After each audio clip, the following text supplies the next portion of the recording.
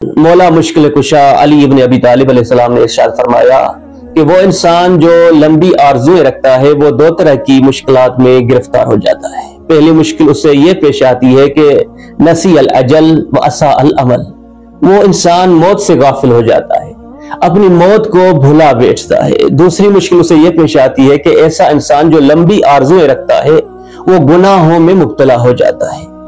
तो इस हदीस में मौला मुश्किल कुशा ने बड़ी आरजुओं की मजम्मत की है कि लंबी आरजुएं ना रखो। अगर बतौर कुल्ली देखा जाए तो आरजू रखना, उम्मीद रखना कोई बुरी चीज नहीं। यहां पर मजम्मत इसलिए की गई है कि हर वो आरजू, हर वो उम्मीद जो आपको अपने रब से दूर कर दे, अपने परवरदिगार से गाफिल कर दे, जो आरजू आपको हुब्बे दुनिया में, दुनिया की मोहब्बत में मुब्तला कर दे, वो आरजू बुरी आरजू है। उस आरजू की मासूमीन ने, दीन ने, शरीयत ने मजम्मत की है। हर वो आरजू जो आपकी आखिरत से मरबूत हो, ऐसी आरजू की ना फकत इस्लाम ने मजम्मत नहीं की बल्कि तशवीक की है। वो मासूम की रिवायत के जहां फरमाया हर मोमिन के लिए जरूरी है कि वो इन अल्फाज को अपने जबान पर जारी रखे, इस आरजू को अपने जबान पर जारी रखे। कौन सी आरजू?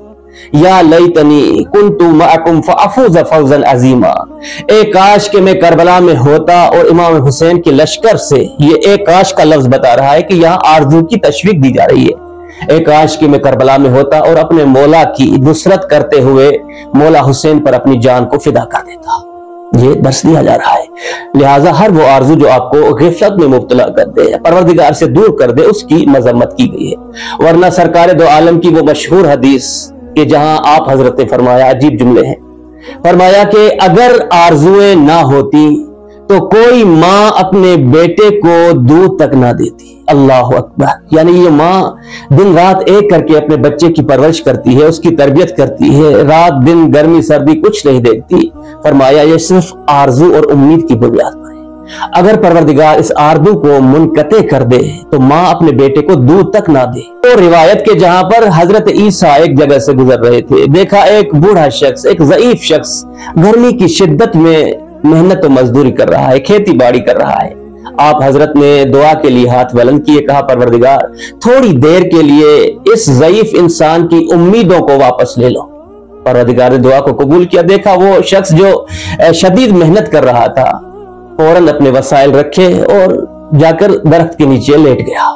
थोड़ी देर के बाद हजरत ईसा ने कहा परवरदिगार इसकी जो उम्मीदें थी, आरजुएं थी, वापस पलटा दें। परवरदिगार ने वापस पलटा दी तो फौरन वो उठता है और फिर अपने काम में मसरूफ हो जाता है। हजरत ईसा उसके पास जाते हैं और जाकर इस जरियान की बादरसी करते हैं, पूछते हैं कि ऐसा तुमने क्यों किया? तो उस ज़ईफ ने कहा कि मैं मेहनत और मजदूरी कर रहा था, जहमत कर रहा था, एक ख्याल मेरे जहन में आया कि मैं बूढ़ा हो चुका हूं, मैं ज़ईफ हो चुका हूं, हो सकता है कल परसों मर जाऊं, दुनिया से रुखसत हो जाऊं, फिर क्यों मेहनत कर रहा हूं? इसलिए मैंने अपने वसाइल रखे और जाकर सो गया। लेकिन मैं सोया ही हुआ था कि कुछ देर के बाद मेरे जहन में ये ख्याल आया कि हो सकता है परवरदिगार मेरी लंबी उम्र कर दे। मोहताजी से बेहतर नहीं कि मैं मेहनत करके अपनी मेहनत का खाऊं। अल्लाह अकबर। तो उम्मीदें बतौर कुल्ली बुरी चीज नहीं। हर वो उम्मीद जो आपको खुदा से गाफिल कर दे, आखिरत से गाफिल कर दे, उसकी मजम्मत की गई है। सामने गिराम कदर, सवाल यहां पर यह पैदा होता है कि क्यों उम्मीदों की, बड़ी बड़ी आरजुओं की मजम्मत की गई है?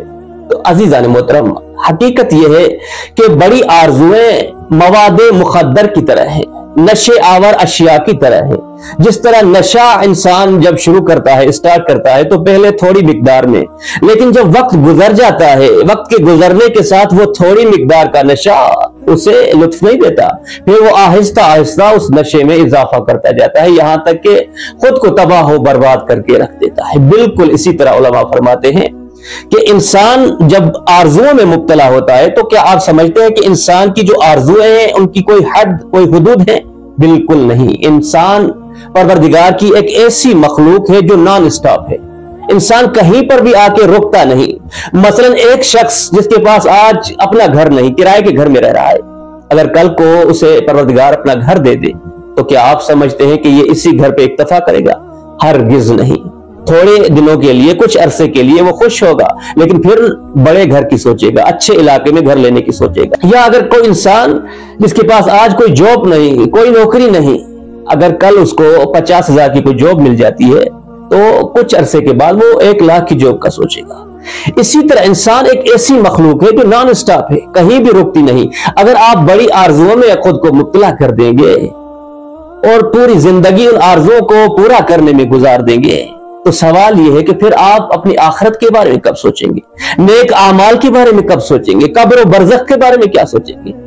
اللہ اکبر۔ اس لیے مذمت کی گئی ہے کہ بڑی آرزوؤں میں خود کو مبتلا نہ کریں۔ سید العالم پیغمبر اکرم اپنے اصحاب کے ساتھ ایک دشت سے گزرتے ہیں، سب کو پیاس لگتی ہے، دور دیکھا کہ ایک شخص بکریوں کو چرا رہا ہے۔ آپ حضرت نے وہاں خیمے نصب کیے اور ایک صحابی کو کچھ پیسے دیے کہ جا کر اس شخص سے تھوڑا سا دودھ لے کر آؤ تاکہ ہماری پیاس بجھ سکے۔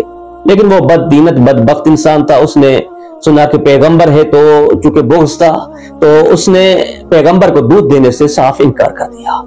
آپ حضرت نے دعا کے لیے ہاتھ اٹھائے کہ پروردگار اس شخص کے مال میں اضافہ فرما۔ بہرحال یہاں سے گزرتے ہیں اور آگے جا کے دیکھا کہ ایک شخص بکریاں چرا رہا ہے۔ آپ حضرت نے پھر وہی کیا، صحابی کو پیسے دیے کہ جا کر اس سے تھوڑا دودھ لے آؤ۔ اس شخص کو جیسے ہی معلوم ہوا کہ سید العالم پیغمبر اکرم دودھ مانگ رہے ہیں تو خوشی خوشی دودھ بھی لائے، پیسے بھی نہیں لیے اور پیغمبر کی دست بوسی کر کے ادب سے واپس چلا گیا۔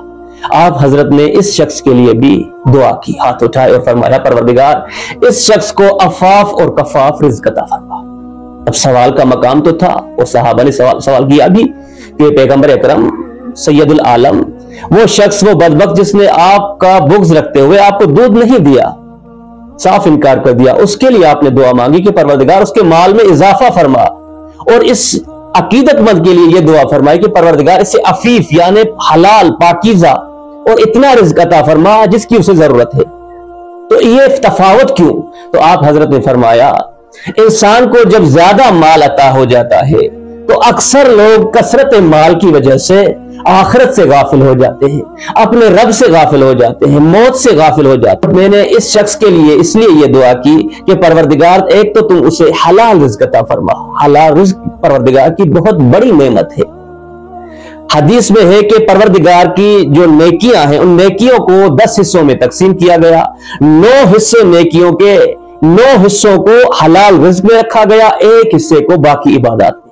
آپ اندازہ لگائیے کہ رزق حلال پروردگار کی سب سے بڑی نعمت ہے جسے ہم اکثر اوقات غافل رہتے ہیں۔ بہرحال آپ حضرت نے فرمایا کہ میں نے اس لیے اس کے لیے یہ دعا مانگی کہ پروردگار پہلی بات تو یہ کہ اسے رزق حلال عطا فرما، اور دوسری بات یہ کہ اسے کفاف یعنی اتنا رزق عطا فرما جس سے اس کی زندگی روزمرہ کی زندگی چلتی رہے، کیونکہ زیادہ دولت سے انسان غافل ہو جاتا ہے۔